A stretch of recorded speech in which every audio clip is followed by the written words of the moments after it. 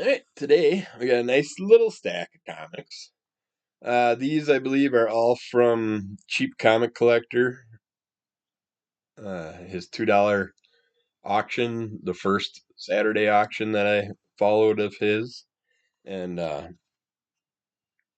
if you don't know about it, look up Cheap Comic Collector on YouTube. Every Saturday he does, I believe it's every Saturday. I think it usually starts around 11:30 Central, my time, but he does a $2 auction where there's no shipping charges.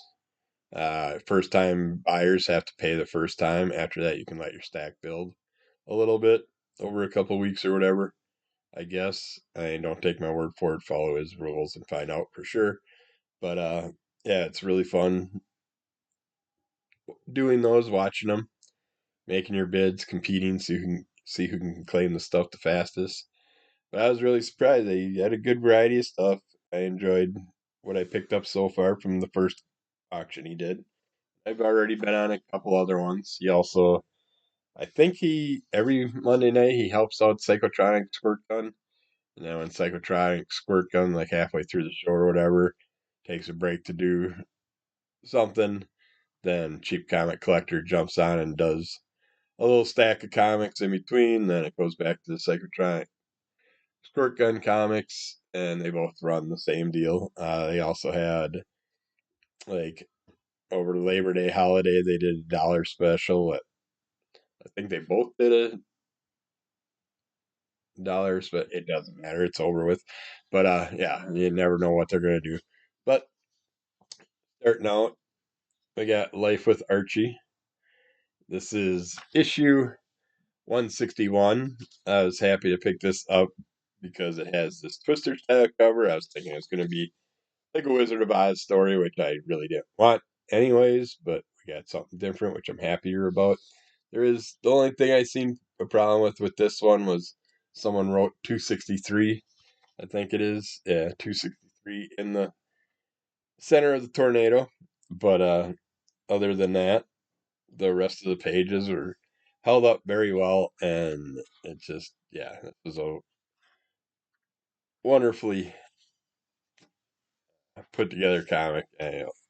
No real damage or anything. I was very happy I picked it up. But we start out with oh, what's the name of it? I suppose Midnight Stalker Part One, where Archie and Veronica are in a museum.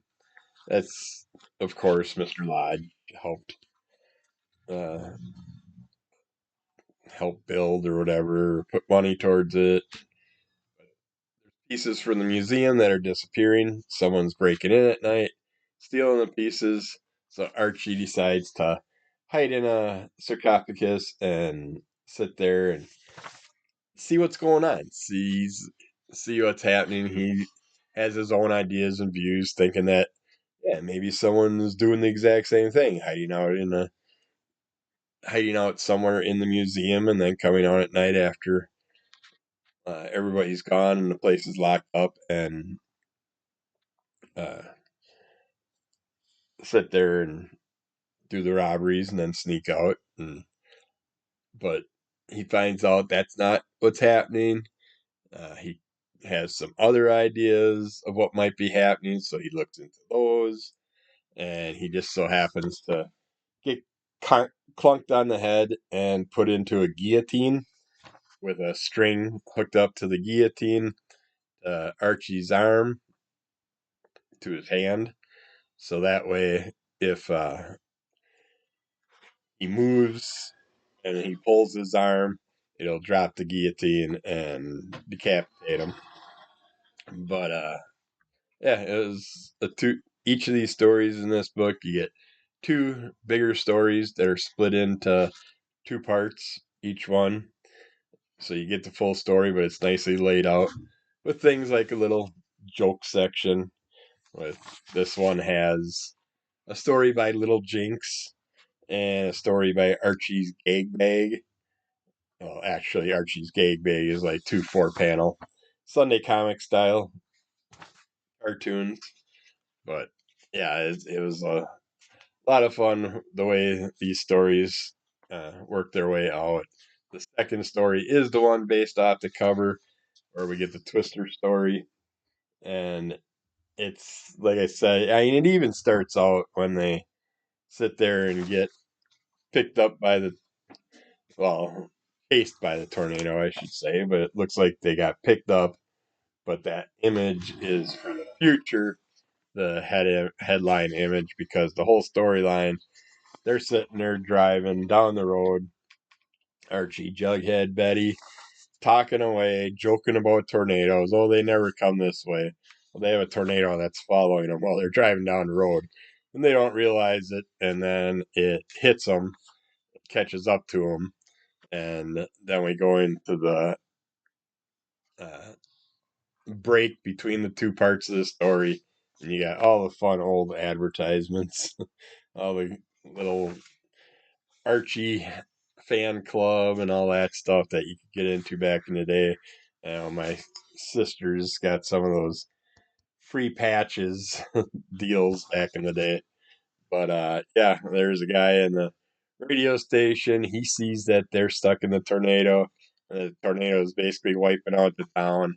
And you get to see what happens to our gang once the tornado mellows out and goes away, and what happens to the whole town.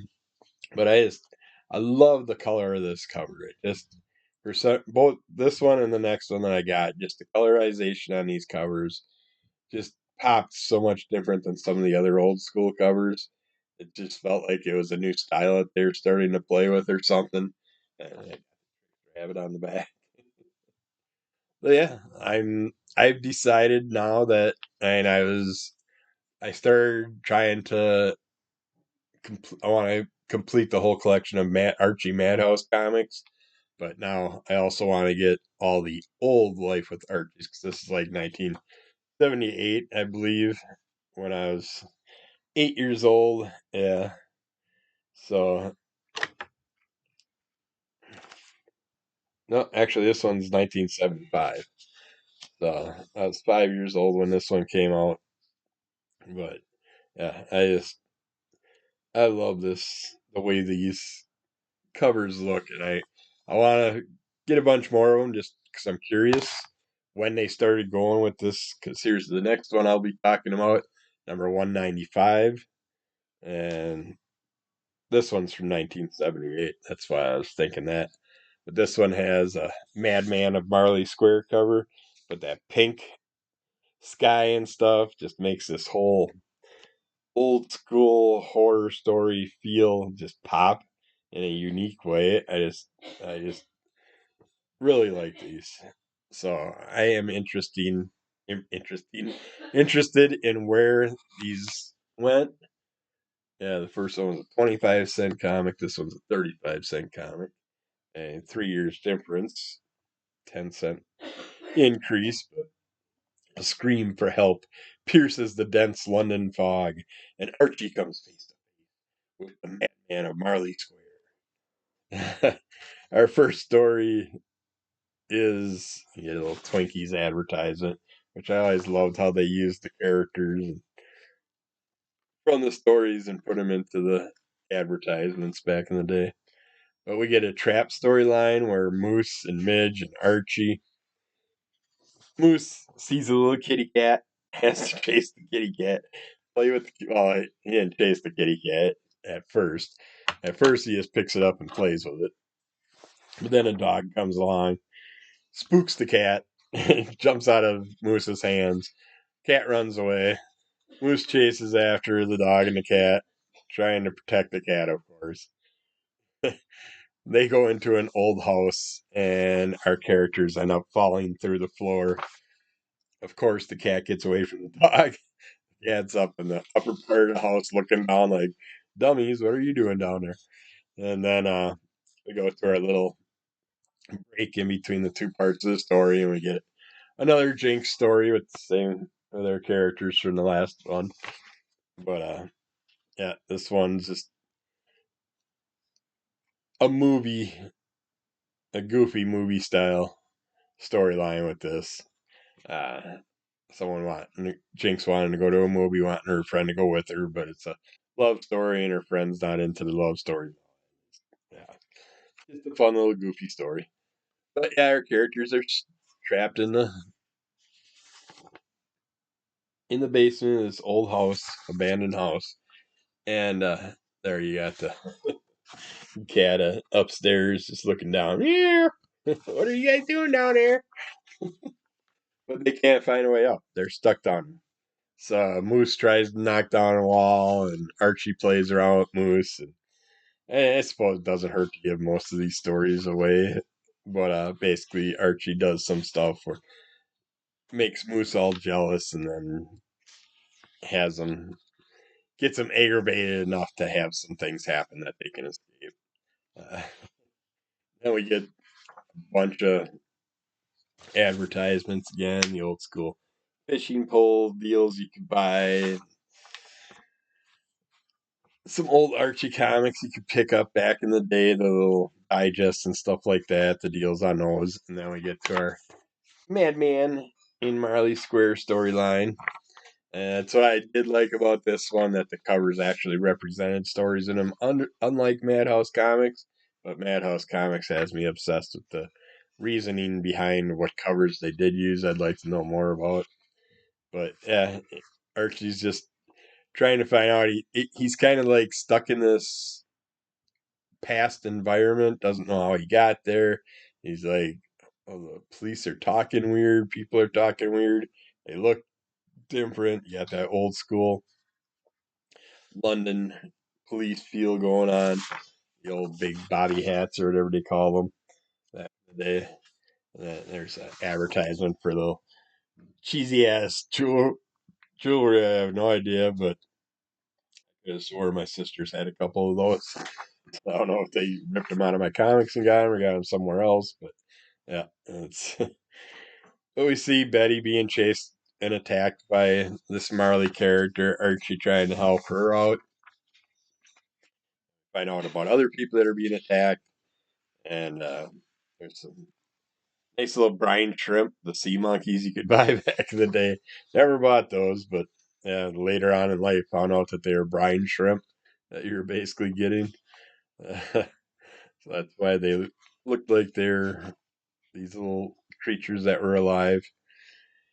But yeah, we see Archie trying to solve the crimes and catch the attacker, and then things swap back to the current present day for Archie, and we find out what actually happened, why he ended up mentally in that world and stuff, and it was a lot of fun. That comic was better shape than the first one. It just didn't have that writing part, but they were both in wonderful shape for $2 a pop.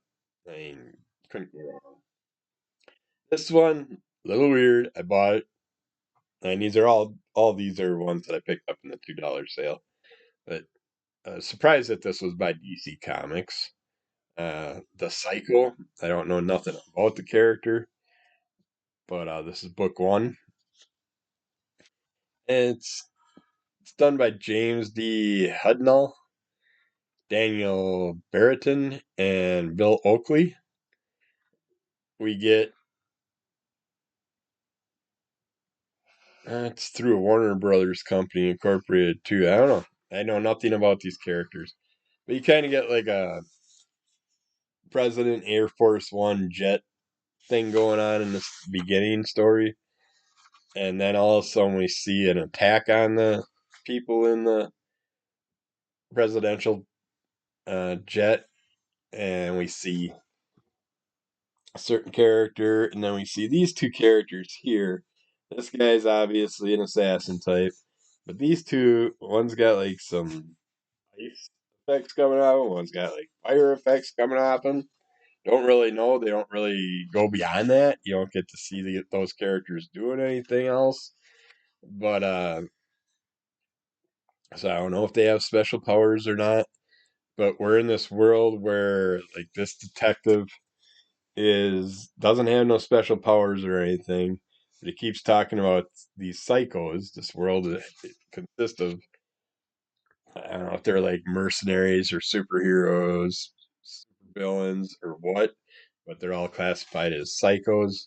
And he works for like a CIA group. They're working with the Mexican government to take down someone.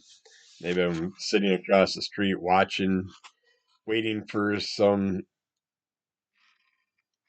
a person of interest to come walking out of the building, but they never see him. But they catch two kids coming up to the door to drop off some stuff for people, and they happen to notice someone that sticks their face out to talk to the kid, and some things happen. They decide to take down the person, and a bunch of events happen through that. And then we find out our private detective, he's not a private detective, our CIA operative or whatever gets put into a new group that's a government offshoot where he has to go to this other country. Apparently, certain countries have more psycho uh, characters than other countries, and they use them to do classified missions. They use them to, I'm guessing, rob, steal, kill, do whatever they are asked to do. And our our operatives basically there to monitor things, take pictures of who comes in and out, see how many of these psychotape characters he can get pictures of. And I think in the first year that he was there, he found like 30 some characters that came through that country that he's in. And he fell in love with someone while he was there, and he wants to take her and get out of here, out of this country, and go back home and take her with. And we happen to see a bunch of some of the psycho characters showing up, and he has to deal with trying to escape things that are happening. He's gets put into a thing where his own government's turning on him. Uh, it's more interesting looking psycho characters there. Uh, but yeah, they just send in the hounds. They send in all these people to try and find him, take him out. She gets kidnapped while he's off trying to straighten things out, and he's got to try and save her. It's book one. It's not a one shot, obviously. So the story's going to go on from here. Pretty thick story, but not my cup of tea. Didn't really care for it. Too political. Again, I'm done with the political. And this is the perfect time for it. This is a political year. But yeah, no interest at all. I'm trying to read stuff from issue one on, but some of these books are, I know it's going to be hard to find other issues, so I got to check them out when I get them to see if I am going to look for the other ones. This one, definitely going to be looking for other ones. We got Space Beaver, book 5. Interesting little character, anamorphic style character. Got a hedgehog type character on the back. He's one of the guys after the Space Beaver working for someone else, trying to hunt down our Space Beaver character. This is done by 10 Bucks Comics. Uh, in space, no one can hear you scream, baby. We get it's all black and white. Starts out with a little love story dream that's going on. Our Space Beaver character and this rabbit female that he's got a love interest in. And then we get into that imagery. But our character has this little turtle friend that works with them, and they're trying to figure out what's up because our Space Beaver character took a shot in the face by an arrow, by some type of quill style arrow, and you wonder why because you have our little uh, hedgehog type character. He's working for this big character that controls basically the head mafia type character in this storyline. we get a feel of the little biker mice from Mars crossover in here, deal with characters. But yeah, he's trying, or the pig character's trying to get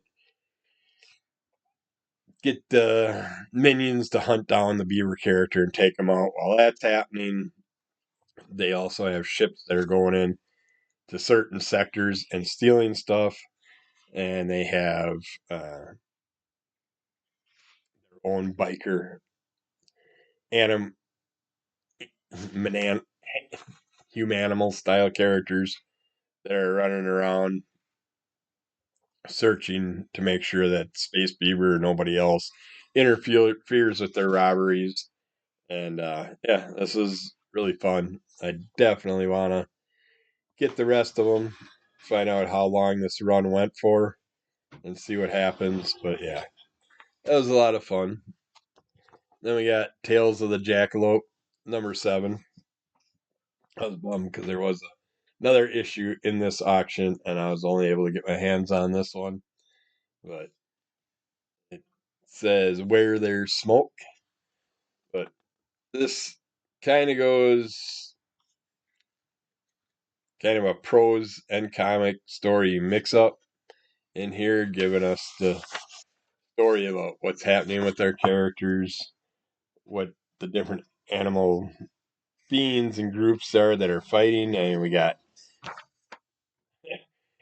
you got like little bear type animals that are on giant bird pterodactyl looking things. I don't know what they have to do with that current day because the rest of the animals are all normal style animals and stuff.